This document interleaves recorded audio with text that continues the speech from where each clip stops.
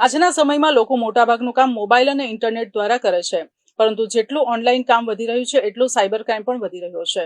લોકો સાથે ઓનલાઈન ઠગાઈ, પૈસા કાપી લેવા અને વ્યક્તિગત માહિતી ચોરી થઈ હોવાની ઘટનાઓ સતત સામે આવી રહી છે.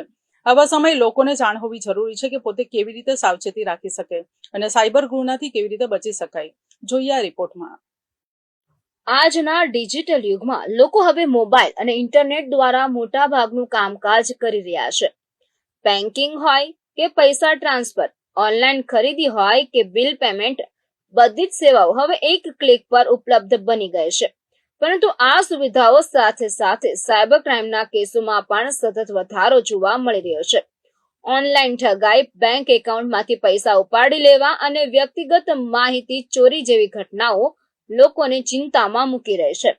આવા સમયમાં લોકો કેવી રીતે સાવચેતી રાખી શકે અને સાયબર ગુનાઓથી પોતાનું રક્ષણ કેવી રીતે કરી શકે તે અંગે જાગૃતિ લાવવી ખૂબ જરૂરી બની છે.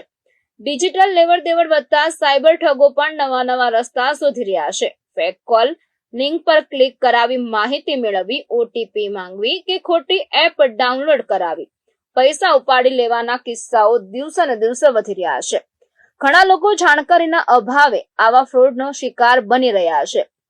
સાયબર નિષ્ણાંતો અને કાયદાકીય સલાહકારો અનુસાર કોઈ પણ અજાણી લિંક પર ક્લિક ન કરવી, ઓટીપી કે પાસવર્ડ કોઈને ન આપવો અને શંકાસ્પદ કોલથી સાવધાન રહેવું ખૂબ જરૂરી છે.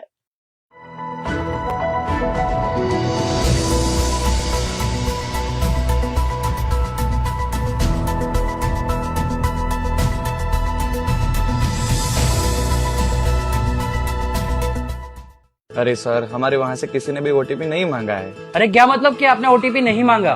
मेरे अकाउंट में से पैसे डिडक्ट हो रहे हैं। जब किसी का व्हाट्सएप या कोई भी सोशल मीडिया अकाउंट हैक होता है तो क्रिमिनल उसे इम्पर्सोनेट करके उनके करीबियों को फर्दर विक्टिमाइज करता है। देखना, अचानक से मेरे बैंक में से पैसे डिडक्ट हो रहे हैं। अरे टेंशन जैसा कुछ लग नहीं रहा है, शायद एटीएम कार्ड या कोई बैंक रिलेटेड ट्रांजैक्शन होगा। आप किसी भी वेब लिंक के ऊपर क्लिक तभी कीजिएगा if you trust the source and not the emotion. Hello, how are you? I'm good, sir. How are you? I'm great. Thank you for asking. Let's start the interview. Sure, sir. We should understand कि कोई भी genuine company आपसे interview के बहाने पे call मर्ज नहीं करवाती। आप लकी है जहाँ पे हम आपको 10% डिस्काउंट दे रहे हैं, जिसका मतलब आपको पर नाइट का पेमेंट 720 रुपीज ही पड़ेगा। ऑफर तो अच्छा है, लेकिन अरे सर, आप बिल्कुल बेफिक्र रहिए। There are n number of ways by which criminal can hack your mind. Cyber ક્રાઇમથી બચવા માટે કાયદાકીય રીતે શું પગલાં લઈ શકાય અને જો કોઈ ફ્રોડનો ભોગ બને તો ફરિયાદ કેવી રીતે કરવી તે અંગે વધુ માહિતી આપવા માટે હાલ આપણા સાથે જોડાયેલા છે international cyber crime advocate doctor Snehal Hemant Kumar વકીલા. આજના સમયમાં લોકો મોટા ભાગના કામ મોબાઈલ અને ઇન્ટરનેટ દ્વારા કરતા હોય છે. તેની અંદર બેન્કિંગ, પેમેન્ટ હોય કે ખરીદી હોય કે એના જેવી અનેકો સુવિધાઓ જે છે એ બેન્કિંગ અને ઓનલાઈન કરતા હોય છે. તેને લઈને સાયબર ક્રાઇમ જે છે એમાં પણ ક્યાંક ને ક્યાંક વધારો જોવા મળ્યો છે અને તેની અંદર દિવસે ને દિવસે સાયબર ક્રાઇમની અંદર વધારો થઈ રહ્યો છે. ત્યારે આપણે જે સાયબર ક્રાઇમના વિશ્લેષક છે આપણે એમની જોડે વાત કરીને જાણવાનો પ્રયત્ન કરીશું કે જે રીતે સાયબર ક્રાઇમમાં વધારો થઈ રહ્યો છે તેને લઈને કેવા પ્રકારની લોકોએ સાવચેતી રાખવી જોઈએ અને અત્યારે હાલ જે છે લોકો કયા જે સાયબર ક્રાઇમ જે છે એ કેવા પ્રકારના જે ગુનાઓ છે કે કિસ્સાઓ છે તમારી સામે આવતા હોય છે. તો પ્રથમ આપનો નામ અને આપનો પરિચય. સર, આઈ એમ ડૉક્ટર સ્નેહલ હેમંત કુમાર વકીલા. હું એક international cyber crime lawyer, data protection અને એઆઈ સ્પેશિયલિસ્ટ છું. જી, મેં સાંભળ્યું તમે હમણાં જે કહું છો એમાં પ્રેક્ટિકલી અત્યારે જે સિનેરીઓ છે તેમાં બહુ જ વિવિધ પ્રકારના સાયબર ક્રાઇમ્સ થતા હોય છે. ફ્રેન્કલી અગર આપણે એમ કહીએ કે ઘણી બધી ફેરી આપણે જે સ્કેમ્સ છે તેમાં કશે ને કશે ઓટીપી બહુ મહત્ત્વની ભૂમિકા નિભાવતું હોય છે અને એવું કહેવામાં આવે છે કે આપણે ઓટીપી નહીં આપવું જોઈએ. બટ ફ્રેન્કલી તમે જો જોવા જાઓ તો લોકો ઓટીપી આપતા નથી, ઓટીપી એમની પાસે લેવામાં આવે છે.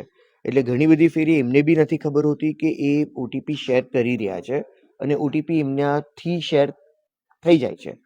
ફ્રેન્કલી આ જે બધી મોડસ ઓપરેન્ડી છે તેમાં ક્રિમિનલ્સ બહુ અલગ અલગ રીતની મોડસ ઓપરેન્ડીથી લોકો પાસેથી ઓટીપીઝ લેતા હોય છે. ઘણી બધી ફેરી તેઓ ક્રિમિનલ તરીકે દર્શાવીને એ વ્યક્તિને વિક્ટિમાઇઝ કરતા હોય છે. ફોર એક્ઝામ્પલ, મ્યુલ અકાઉન્ટની અગર આપણે વાત કરીએ તો લોકોને ખબર નથી હોતી કે એમના આધાર કાર્ડ, પાન કાર્ડથી એ લોકો સ્કેમ કરીને એમના નામનું ફેક અકાઉન્ટ એટલે કે મ્યુલ અકાઉન્ટ બનાવે છે. કશે ને કશે એમની ઇનડાયરેક્ટ કન્સેન્ટ લેવામાં આવે છે અને પછી કાલ ઉઠીને જ્યારે બી સાયબર ક્રાઇમના મની એમાં ટ્રાન્સફર થાય છે ત્યારે ક્રિમિનલ તરીકે આ વ્યક્તિ દેખાય છે જેના નામ ઉપર એ મ્યુલ અકાઉન્ટ રજિસ્ટર્ડ છે.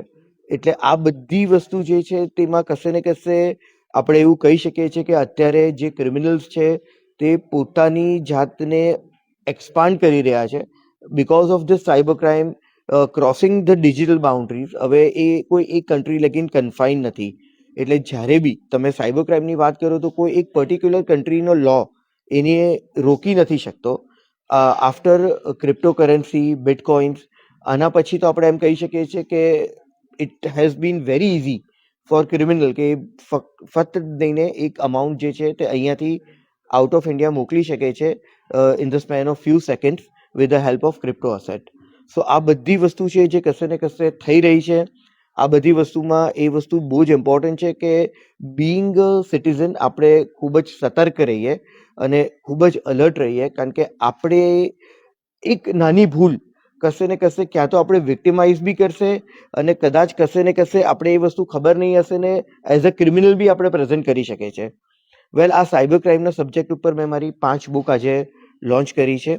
આ 5 બુકમાં પ્રેક્ટિકલી સાયબર ક્રાઇમ સ્ટોરીઝ છે જે આપણે એમ કહી શકીએ છીએ કે real life cyber crime threats ઉપર આધારિત છે. લોકોએ એ સ્ટોરીના બેઝિસ ઉપર એ બિલકુલથી વસ્તુ સમજી શકશે કે કોઈ બી આવું સાયબર ક્રાઇમ થાય તો એ સાયબર ક્રાઇમમાં ઇન્વેસ્ટિગેશન કેવી રીતના કરવું જોઈએ, એમાં ફોરેન્સિક ટૂલ્સ કયા લેવા જોઈએ, એમાં કયા સેક્શન્સ લાગશે અને એવિડન્સ તરીકે ડિજિટલ ડિવાઇસીસમાં શું વસ્તુ આપણે લઈ શકશું. એટલે આ આખું એક આપણે એમ કહી શકીએ છીએ કે મારી જે બુક છે સાયબર એજ અને decrypted file is based on this thing. Along with that there is a book which is digital prosecutor, જેની અંદર લીગલ થ્રેટ્સ ડિજિટલ એવિડન્સ રિલેટેડના જેના બેઝિસ ઉપર કોર્ટરૂમ ડ્રામાના ફોર્મમાં આપણે સાયબર સ્ટોરીઝ લીધી છે which is kind of fictional stories. આ બધાની સાથે સાથે આ બુક્સ ઉપર અમે લોકોએ 4 શોર્ટ મૂવીઝ જે છે તે લોન્ચ કરી છે અને આજે આ એક સક્સેસફુલ ઇવેન્ટ કરવામાં આવી હતી which would be followed by 2 days workshop. જે રીતે આપણે વાત કરવામાં આવે તો પર્સનલ ડેટા જે છે એનું પણ એક્સેસ જે છે એ એક્સેસ પણ જતો રહે છે ને એના દ્વારા પણ ઘણા બધા ભૂતકાળમાં આપણે એવા કિસ્સા જોયા છે કે જે પર્સનલ ડેટા છે એનો બી મિસયુઝ કરવામાં આવતો હોય છે. તો એવી પરિસ્થિતિમાં લોકોએ કેવી રીતે એનાથી બચવું જોઈએ? વેલ, અત્યારે ઘણી બધી જગ્યાએ અગર આપણે એપ્સની વાત કરીએ તો કોઈક લિંક તમારા ફોનમાં આવતી હોય છે, કોઈ QR કોડ તમે સ્કેન કરો છો, કશે ને કશે સ્ક્રિપ્ટ્સ બેકગ્રાઉન્ડમાં રન કરવા માંડે છે અને ડાયરેક્ટલી ઇનડાયરેક્ટલી તમારા ફોનનું એક્સેસ કોઈ થર્ડ વ્યક્તિને મળી જતું હોય છે. આ તમારા બધા પ્રાઇવેટ, સેન્સિટિવ, કોન્ફિડેન્શિયલ જે ડેટા છે તે બહુ ઇઝીલી મિસયુઝ થઈ જાય છે. લોકો તમને ઇમ્પર્સોનેટ કરીને બીજા બધા તમારા નોન વ્યક્તિને ફર્ધર ઇમ્પર્સોનેટ કરે છે અને વિક્ટિમાઇઝ કરે છે. સો આ એક આખું જે આપણે એમ કહી શકીએ છીએ કે સ્કીમ્ડ પ્રોગ્રામ છે ક્રિમિનલ દ્વારા, એ અત્યારે ખૂબ જ ફૂલી રહ્યું છે અને આ બધાની સાથે જ્યારે બી તમારા આવા કોઈ બી સેન્સિટિવ પર્સનલ ડેટા પ્રોટેક્શન આપણે એમ કહી શકીએ છીએ કે કશે ને કશે કોમ્પ્રોમાઇઝ થતા હોય છે તો આપણી પાસે 1930 which is a central cyber crime complain number, તે એક ઇનિશિયેટિવ રહી છે કે જેમાં આપણે કોલ કરીને એ પૈસા જે બી ક્રિમિનલના અકાઉન્ટમાં ગયા છે તે આપણે ફ્રીઝ કરાવી શકીએ છીએ. Not only this, there is one more website which is known to be sancharsathi.gov.in. આ વેબસાઇટના અંદર તમે અગર એ વ્યક્તિ જેમને જે નંબરથી તમને અપ્રોચ કર્યો છે તેને મેન્શન કરશો તો એ નંબર કશે ને કશે આપણે બ્લેકલિસ્ટ પણ કરાવી શકીએ છીએ.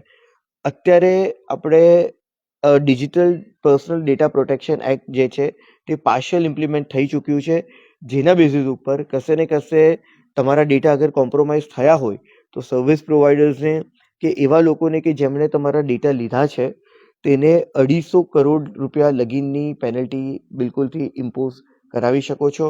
આ એક્ટનું પાર્શિયલ ઇમ્પ્લિમેન્ટેશન થયું છે એન્ડ વી એક્સપેક્ટ કે બહુ જલ્દી એનું ફૂલ ઇમ્પ્લિમેન્ટેશન થઈ જાય. જે સ્નેહલભાઈ હજુ એક વાત પૂછવાની હતી, જે રીતે વિડીયો કોલ આવતા હોય છે, વિડીયો કોલથી લોકો જ્યારે વિડીયો કોલ રિસીવ કરતા હોય છે ને ત્યારબાદ જે છે એના અડલ્ટ ફોટા સાથે એને કનેક્ટિવિટ કરીને એના જે બ્લેકમેલિંગ કરવામાં આવે છે, એવા લોકો માટે શું કહેશો? વેલ, અત્યારે આફ્ટર ધ આપણે એમ કહી શકીએ છીએ કે ડેવલપમેન્ટ ઓફ એઆઈ ઘણી બધી ફેરી જ્યારે બી આવા કોઈ વિડીયો કોલ આવે, તમારા વિડીયોઝ કે ફોટોઝ કશે ને કશે સામેવાળાને દેખાય છે. આ વસ્તુને તેઓ ઘણી અલગ અલગ રીતના મિસયુઝ કરી શકે છે, મેન્યુપ્યુલેટ કરી શકે છે. અત્યારે ડિફરન્ટ એઆઈ એપ્સ પણ છે, અલગ અલગ એઆઈ એલ્ગોરિધમ્સ છે, જેને કોઈ નેશનલ બાઉન્ડ્રીઝ નડતી નથી, because they are internationally active. So આ બધા બેઝિસ ઉપર બહુ ઇઝીલી એ લોકો તમારા મોફ પિક્ચર્સ કે ડીપ ફેક ઇમેજીસથી લઈને તમારા ફોટો વિડીયો બધાને બહુ ઇઝીલી મેન્યુપ્યુલેટ કરી શકે છે. અને આ બધી વસ્તુમાં જ્યારે બી આવી વસ્તુ તમારા સમક્ષ આવે તો આની જે લિંક્સ છે તે તમે બિલકુલથી પ્રિઝર્વ કરો. એ લિંકના બેઝિસ ઉપર તમે એમનું ઇન્વેસ્ટિગેશન કરી શકો છો, એના લોગ્સ કાઢી શકો છો અને ડાયરેક્ટલી ઇનડાયરેક્ટલી ક્રિમિનલને ટ્રેક કરીને ઇન્વેસ્ટિગેશન કરી શકો છો. જી સર. જી બિલકુલ, જે રીતે સંપૂર્ણ વિગત આપણાને ડૉક્ટર સ્નેહલભાઈ દ્વારા મળી છે તે રીતે જ આજના યુગમાં જે પણ ડિજિટલ દ્વારા જે ફ્રોડ કરવામાં આવે છે એના સામે સાવચેતી રાખવાની જરૂર છે. અને સંપૂર્ણ રીતે જે પણ આ રીતના જ્યારે બનાવો બનતા હોય છે તેની સામે સાયબર ક્રાઇમમાં ફરિયાદ પણ કરી શકીએ છીએ. સાયબર ક્રાઇમથી બચવાનો સૌથી મોટો ઉપાય છે જાગૃતિ અને સાવચેતી. થોડી સમજદારી અને સચેતતા રાખવાથી મોટું નુકસાન ટાળી શકાય છે. ડિજિટલ સુવિધાઓનો ઉપયોગ કરો, પરંતુ પૂરી સતર્કતા સાથે. આનંદ ગુરવ, ગુજરાત ન્યૂઝ, સુરત.